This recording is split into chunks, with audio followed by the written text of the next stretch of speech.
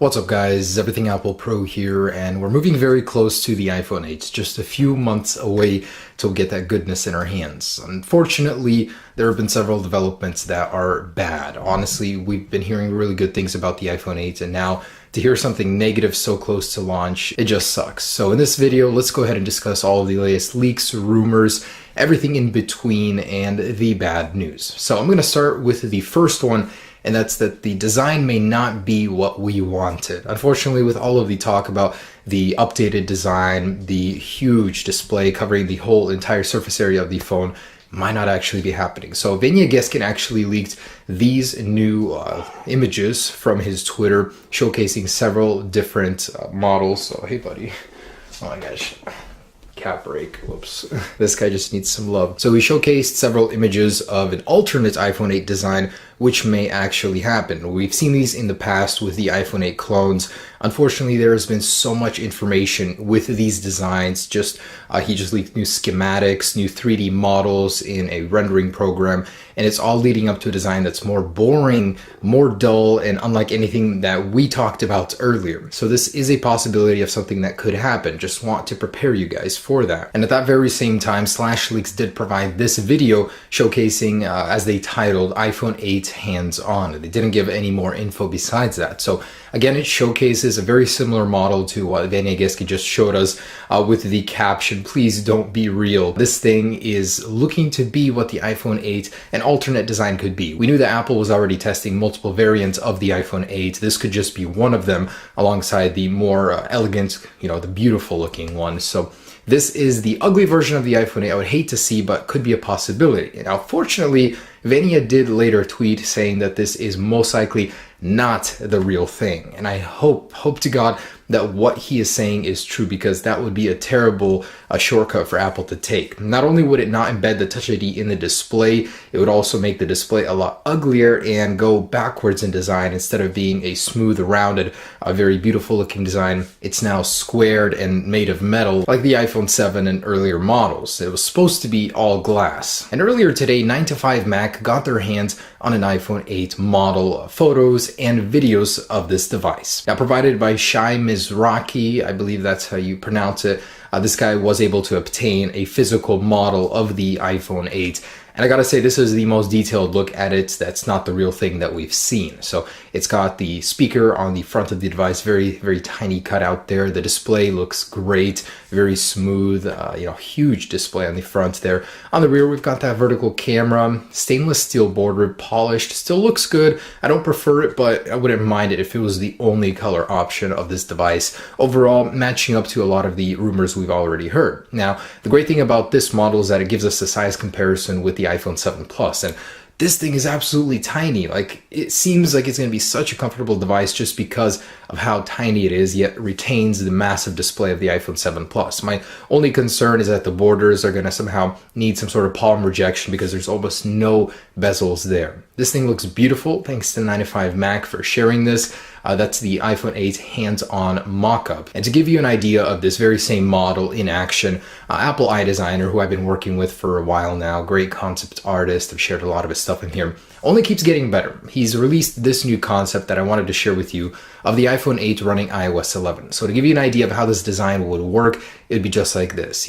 We've had many different versions of it. Honestly, this is one of the cleanest I've seen. On the very top, you've got the status area, the status bar with the cell phone signal and all that stuff up there. Otherwise, your content remains unchanged, just mostly curved edges on the bottom and the top, and it looks fantastic. It fits very well. All of your icons on the home screen, the grid works much better now with one extra row. I think it's going to be fantastic to use. Even look-wise, this thing is great. I cannot wait to have my hands on it. Now, this is the second piece of bad news. As bad of news as it is so utterly fascinating. I was just enthralled reading this article. Now, the outline obtained a leaked recording of a briefing in an Apple conference room where they were discussing Apple leaks. So isn't that ironic? A conference that was intended to stop leaks got leaked itself. Now, I'm going to link this article down below. I absolutely guarantee you will not regret reading it. So down below, go ahead and click on that and figure it out.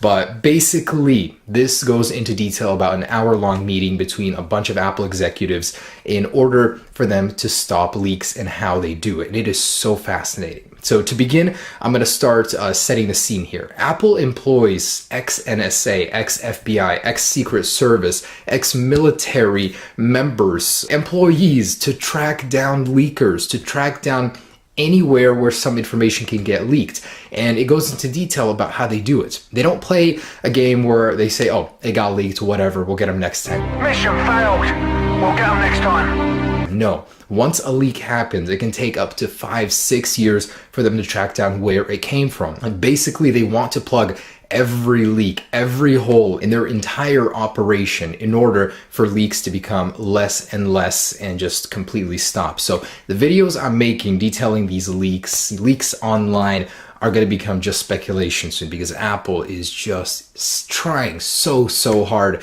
to stop these leaks. And it goes into detail about many instances where shells, iPhone shells, would leak. You know, back in 2013, 2014, there used to be tens of thousands that would leak every year. And I'll give you exact numbers here. So in 2013, it was like 18,000 enclosures of the iPhone 5C that got leaked. Then in 2014, 387 were stolen, and these are enclosures that people would hide in their bras, between their toes, in their groin area. This article goes into detail about that. It was so funny.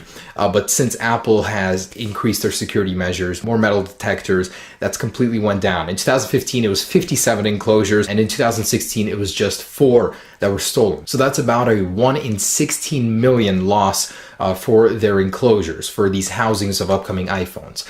This year, I doubt we're even going to see an iPhone 7 physical actual model or enclosure before the release. We've seen these dummy models, but that's based on CAD files that companies get to make cases, so it's not the real deal. We haven't actually physically seen, besides the display, possibly any real part leaks for the iPhone 8. So just want you guys to understand what's going on here. iPhone leaks are becoming more and more rare because of this, because Apple is going so hard on the leakers, trying not to make it happen. It means iPhone 8 rumors, even future iPhone, is going to be getting rarer and rarer from now on, which is very unfortunate, actually. And the very last piece of bad news coming from a Weibo leaker affects both Samsung and Apple. So this leaker is saying that both Apple and Samsung have the very same problem when it comes to embedding the Touch ID in the display. They're going through issues technologically producing this panel with an issue where the portion of the display where the fingerprint is embedded, basically it lights up brighter than the rest of the display. They're not able to even out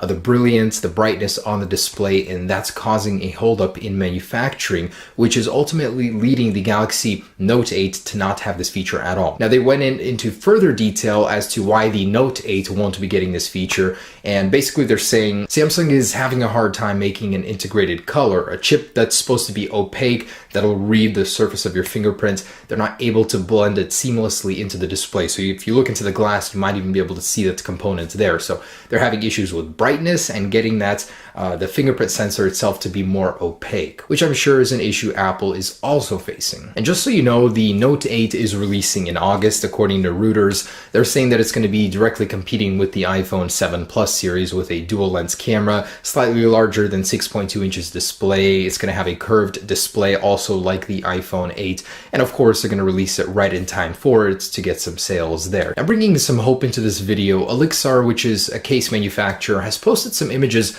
of screen protectors for the iPhone 8 months in advance of it actually being here. And they give us hope because they're actually curved. They look so good. Not only this, but Vanya guests can obtain images of it in real life, and it looks even better. You know, what this shows me is that the bezel is going to be so ridiculously thin on the iPhone 8, it will look like it's 5 to 10 years from the future. It looks absolutely fabulous. I cannot wait to just hold it in my hand and take a look at those seamless edges, except for the top sensor bar. But wow, it looks fantastic. So I'm hoping this is the real design, because this case manufacturer is betting big on these. They're up for pre-order already, and if it's the wrong design, I mean, I'm sure they're out of a lot of money. Now, they did also post some cases, so we've got some updated designs for cases on the iPhone 8. You can see that the vertical sensor, it's a little bit detailed. In these pictures, you can actually see some details of the model, the button placement.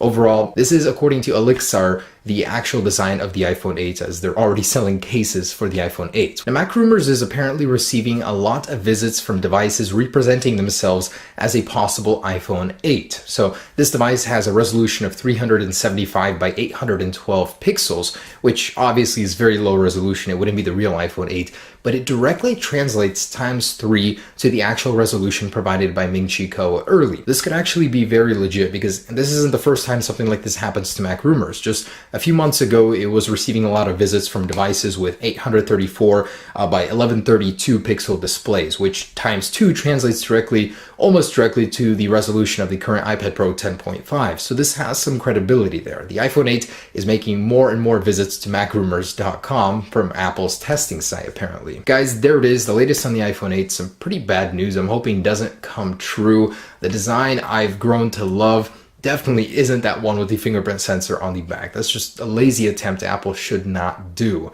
And I really hope the leak thing covering it up won't affect it massively, although I know it will. I love making these kind of videos with you guys talking about what could be. Anyways, guys, thanks for watching. Thanks for 4 million subscribers. It's crazy to be here. I reached it so fast, guys. I feel like I don't deserve it, but